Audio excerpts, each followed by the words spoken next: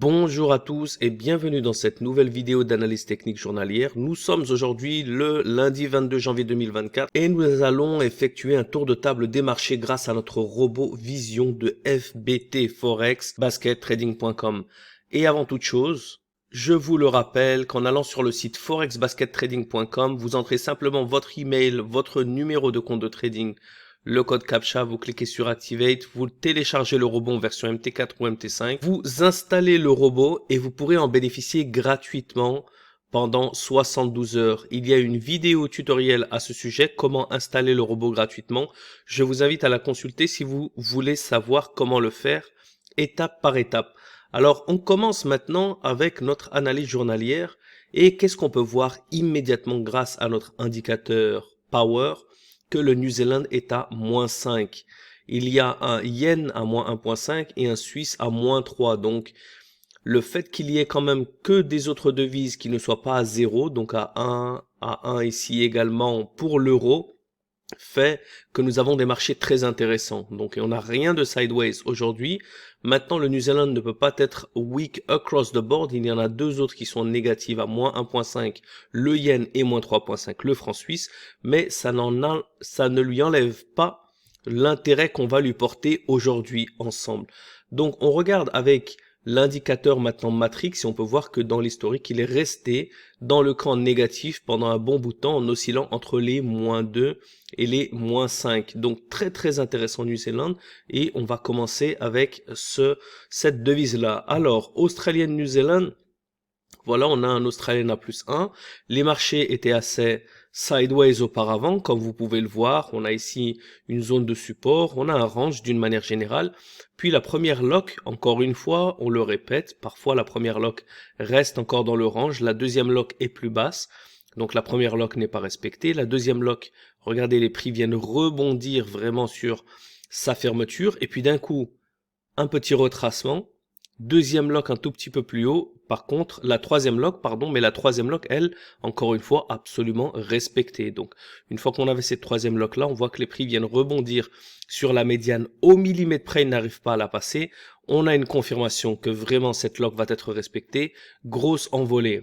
Puis la quatrième lock, d'accord, petite marubozu bien pleine, qui vient de casser également cette zone de résistance ici, ce double top. Donc elle a encore plus de force et elle est confirmée. Regardez comment les prix s'envolent, puis viennent rebondir au millimètre près sur sa fermeture, s'envolent avec une GMT 7 qui est au niveau de la résistance ici, qui nous montre qu'elle a un petit peu du mal à percer, mais qui est toujours bien plus haute que la lock. Donc on est toujours bon. Ça vient rebondir encore pour stopper les acheteurs et les effrayer, mais ça ne nous effraie pas, car on voit que les marchés nous donnent raison au niveau de la fermeture de la lock. Et puis ensuite, grosse envolée, et là on est sur les plus hauts des marchés. Donc un Australian New Zealand qui nous donne de bonnes opportunités ici. L'euro New Zealand, on a un semblant de tendance haussière à long terme, et à court terme, une première lock ici qui est respectée. D'accord, on a un petit peu de petite volatilité ici un peu incontrôlée, donc c'est pour ça qu'il faut être conservateur et avoir des stops assez larges ou vraiment pouvoir entrer dans des confirmations comme cette deuxième lock, comme cette troisième lock. Mais ce genre vraiment de mèche, malheureusement, ça peut stopper beaucoup d'acheteurs qui puis après peuvent le regretter. Donc attention à ne pas mettre les stops trop courts ou tout simplement savoir rentrer dans les marchés à nouveau. Si on n'a pas eu la chance et on est parti agressif, vaut mieux fermer la position avec une différence par exemple de -20 points et réouvrir et reprendre 50 points plutôt que de laisser courir. Mais de toute manière, la meilleure chose à faire, c'est vraiment de se protéger contre ce type de volatilité. Et comment on se protège? Bien, à travers cette analyse, je vais vous montrer. Regardez, au niveau de cette lock ici, on voit que la première lock, elle a donc, regardez comment elle correspond, cette lock, au support précédent. Si on arrive à avoir suffisamment de marge en étant assez conservateur grâce à notre volume pour pouvoir mettre des stops sous le support précédent dans une tendance haussière ou sur la résistance précédente dans une tendance baissière, pas simplement au niveau de l'ouverture de la lock, parce que parfois on le voit très bien, la lock n'est pas respectée au millimètre près, on peut avoir des petits pullbacks, bien on est protégé. On va regarder par exemple au niveau de cette troisième lock, regardez, le support précédent, si on a une lock qui a été très loin de la troisième, le support précédent, ça peut être la médiane de la lock, ou ça peut être le support en blanc. D'accord? Dans ce cas, comme ils sont assez proches, comme vous pouvez le voir, on pourrait prendre le support précédent. Dans ce cas, encore une fois, comme les locks sont très très proches, on pourrait prendre encore plus que le support précédent, la lock précédente. En fait, toutes ces zones-là, ça s'appelle des points pivots. Et qu'est-ce que c'est que des points pivots? C'est des points où justement les marchés vont pivoter. Comme vous pouvez le voir sur le support, il ne le touche pas une fois, il le touche une fois. Il vient essayer de le tester 2 fois, 3 fois, 4 fois, 5 fois. Donc on sait que c'est un point pivot très très important.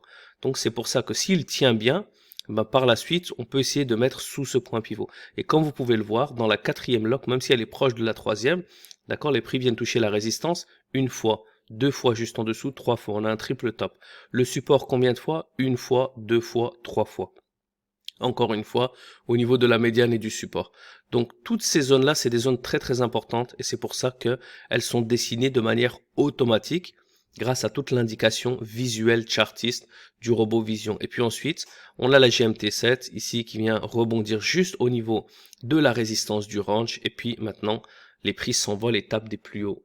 D'une manière générale, je rentre un petit peu dans du détail un peu chartiste pour commencer à expliquer les points d'entrée, expliquer les stops, les supports, les résistances. C'est très important de partager ça parce que nous pouvons recevoir des questions sur les points d'entrée, sur les points de sortie. Eh bien, le plus important, c'est de vraiment tester un maximum. On a la chance d'avoir un simulateur où on peut trader sans aucun risque. On peut utiliser un compte démo. On peut utiliser un tout petit compte avec des toutes petites positions. Le plus important, c'est vraiment de tester dans des conditions réelles et l'excellence viendra dans la répétition. Alors, on avance maintenant avec un Sterling New Zealand. Grosse différence, d'accord? Grosse différence. Donc ça, c'est très important. On a une différence ici de 8 points. On a une tendance, on a une assez bonne corrélation entre l'euro New Zealand ici et le sterling New Zealand. On voit la première lock ici, elle est à peu près respectée, d'accord, c'est juste sur le support précédent, on n'est pas loin. Deuxième lock, très très belle Marubozu, comme on peut le voir là, elle n'est pas du tout testée, ce qui est absolument magnifique. Ça nous donne une confirmation. Donc les prix viennent retester ici la fermeture de la lock. Celle-là ici, elle a un petit peu, elle est testée juste à court terme, et puis ensuite elle a un petit peu du mal ici où les prix se retracent. On a la quatrième lock, d'accord, qui est au même niveau que la troisième, mais encore une fois, la GMT7 vient rebondir juste sur sa fermeture et les prix s'envolent. Donc c'est très important, on n'a pas des conditions absolument parfaites. Si on devait donner des notes, on donne la première étoile pour le long terme, court terme. Les locks, on devrait lui donner, bon, une demi-étoile, ils sont un peu proches, elles sont un peu testées. Les supports et les résistances, ils sont toujours proches, mais toujours plus aussi. On leur donne leur étoile, on est sur du 2,5. La GMT7 qui rebondit parfaitement, on a la troisième et demi, et les plus hauts du breakout, on a notre quatrième, donc on est vraiment ici sur du 4 étoiles et demi. Donc voilà, et le breakout, le fait qu'il correspond en plus au plus haut des graphiques, ça nous donne une étoile additionnelle. Donc franchement, on a que que le demi-point, on va dire, sur les locks ici qui sont pas absolument parfaites. Donc on est au-dessus du 5 étoiles, on est sur du 5 étoiles et demi. Bon, on avance avec notre New Zealand CAD, très bon écart entre le New Zealand et le CAD, d'accord. Donc à long terme, on a commencé une tendance baissière, mais bon, d'une manière générale, on était sideways. On voit très bien là, quand on a une bonne tendance comme ça, à 45 degrés d'angle, avec des bonnes résistances successives, des supports avec une petite zone ici sideways, mais d'une manière générale, les supports continuent, on voit qu'on a un très beau canal baissier. D'accord, la première lock respectée, deuxième lock respectée même après un gros retracement, troisième lock encore une fois absolument magnifique. Regardez combien ça va retoucher même après un retracement au millimètre près. Donc première, deuxième, la petite troisième était cachée ici. Voilà, une petite lock ici qui a eu un petit peu du mal, mais d'une manière générale, regardez, ça retrace un peu. Et la quatrième lock absolument magnifique. La GMT7 qui vient faire le breakout, qu'est-ce qu'on veut de mieux? On est sur les plus bas, on fait bouger les graphiques.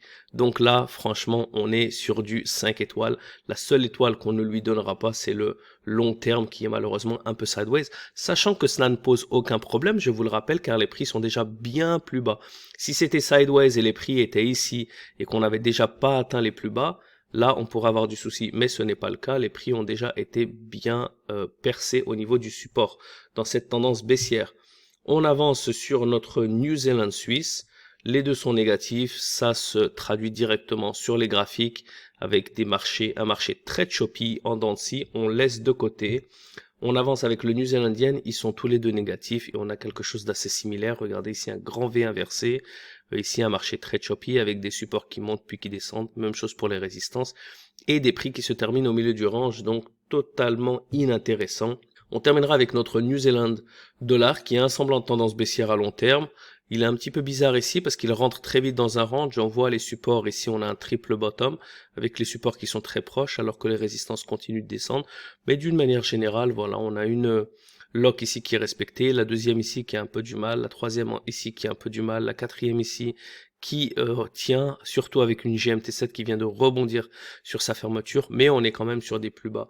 Donc ça, c'est simplement ce qu'on appelle une paire liée au risk aversion, au risk appetite, votre aversion au risque ou votre appétit au risque. Si on a un super bon New Zealand et qu'on prend un Australien New Zealand, qu'on prend un Euro New Zealand, qu'on prend un Sterling New Zealand, qu'on prend un très bon New Zealand CAD, et les deux autres non, celui-là New Zealand Suisse et le New Zealandian, bah on a déjà 1, 2, 3, 4 paires.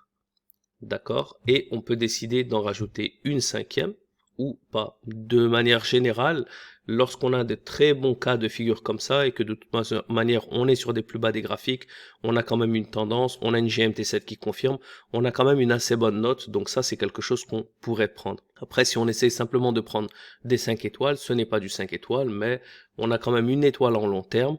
Là, les locks, on peut pas lui donner.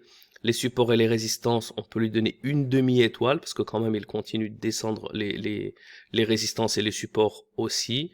À part cette période sideways, on va lui donner donc 1,5. On va lui donner la GMT7 2,5. On va lui donner le breakout 3,5. Et on va lui donner les plus bas des graphiques 4,5. Donc c'est quand même du 4,5 sur 5 grâce à l'étoile bonus qui fait bouger les graphiques. Sachant que on était sur les dernières vidéos, on avait pas mal de cas de figures où on était sur les plus hauts, les plus bas des graphiques. Attention, il y a de nombreux breakouts qui ne nous donnent pas cette étoile. Il faut vraiment en profiter parce que c'est une étoile bonus. Lorsque les prix commencent au plus haut du graphique et s'ils se terminent sur les plus bas, ça nous montre qu'on a une bonne volatilité qui va bien nous faire bouger les graphiques vers le bas et vers le haut et atteindre des nouveaux horizons, de nouveaux supports, de nouvelles résistances. Donc généralement ces breakouts, une fois qu'ils se sont apparus, ben on le voit plus parce qu'ils ont déjà fait bouger le graphique. Mais quand on les suit en temps réel, ben généralement ils nous donnent des belles marobozu qui nous permettent de fermer assez rapidement. Donc on termine avec ce New Zealand qui est très intéressant d'une manière générale. On va comparer par exemple avec un petit franc suisse ici parce que les deux étaient choppy ensemble vu que le suisse est également négatif. Et encore une fois, je ne vais pas regarder les positives. Je retourne ici donc sur l'indicateur power. Voilà, parce que de toute façon, un sterling, il va être intéressant contre quoi? Simplement contre ces trois paires. Alors que ici, par exemple, un franc suisse peut être intéressant contre 1, 2, 3, 4, 5 autres devises. C'est pour cette raison qu'on préfère visiter des weak across the board plutôt que prendre un strong qui est fort contre simplement deux autres devises. Donc, on essaie de prendre vraiment la devise qui est forte ou faible, mais qui est surtout en minorité. Donc, voyons voir un petit peu ce Suisse. D'ailleurs, je vous le rappelle, on va laisser ici se charger. Notre franc suisse nous donne un bon historique, d'accord? Il est bien resté bloqué dans les -4, -3. Donc ça, c'est une confirmation. J'ai tendance à le faire très très rapidement quand je le regarde, mais toujours quand je passe d'ici au graphique, il y a toujours un coup d'œil sur le matrix. Si le matrix était à 0 et d'un coup il passe en négatif, si le matrix était en positif, attention, c'est très très important.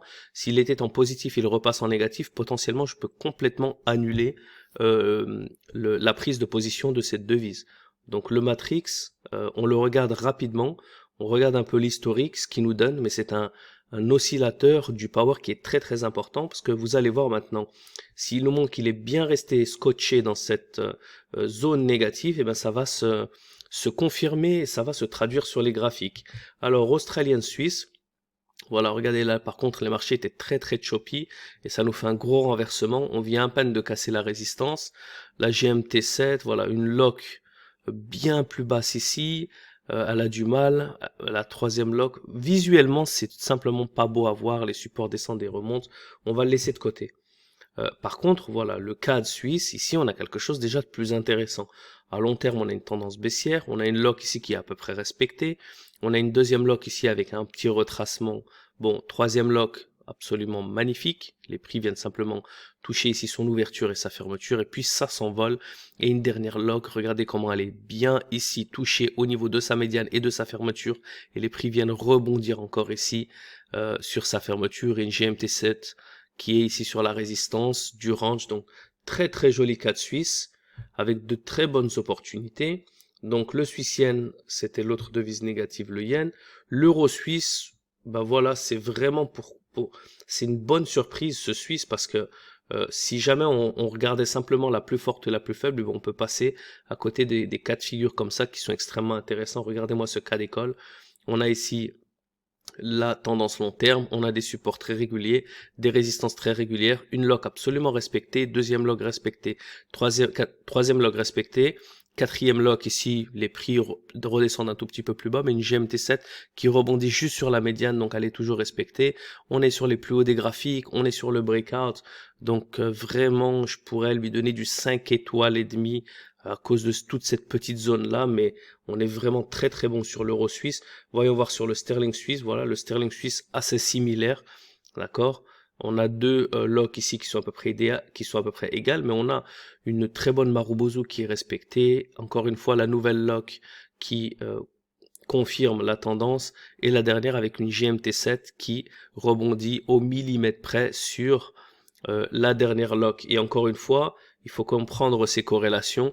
Les prix rebondissent sur la médiane de la lock, les prix rebondissent ici sur la médiane de la lock. Donc on a une corrélation même des GMT7, ce qui peut nous confirmer qu'il reste encore beaucoup de force à ce franc suisse.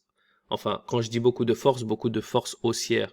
Mais comme le suisse est faible, je devrais dire beaucoup de faiblesse du franc suisse. D'accord. New Zealand suisse. Les deux sont faibles, on l'avait déjà vu avec le long tour qu'on a fait du New Zealand. Et on terminera avec un dollar suisse qui, regardez, est absolument aussi très beau à voir, parce qu'on a des bonnes tendances long terme. Et ça, c'est très très intéressant. Parce que quand on a déjà une bonne tendance long terme, on a déjà des locks supplémentaires. Donc, y rajouter une première lock qui est respectée, une deuxième lock, une troisième lock ici, regardez comment elle est respectée, et une quatrième lock, même si ça se calme un peu, on est toujours confirmé ici dans la tendance. Donc on a eu de très bonnes opportunités aujourd'hui, et on a de très bonnes opportunités encore à venir et à monitorer. Donc voilà, c'est tout pour aujourd'hui, et je vous retrouve donc demain pour une nouvelle vidéo d'analyse. Je pense que demain va être assez intéressant, parce qu'on a un New Zealand qui continue de s'affaiblir, potentiellement qui va atteindre un week across the board. On a un franc suisse qui nous donne de très bonnes choses également. Donc on va monitorer ces paires-là, voir si le yen peut également s'affaiblir. De toute manière, on ne va pas faire de prédiction.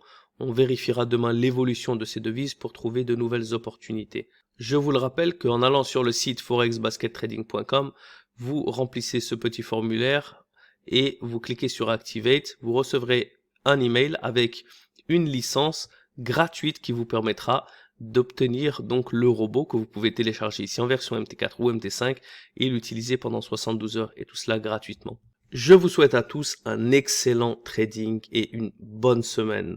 Bon courage, ciao ciao.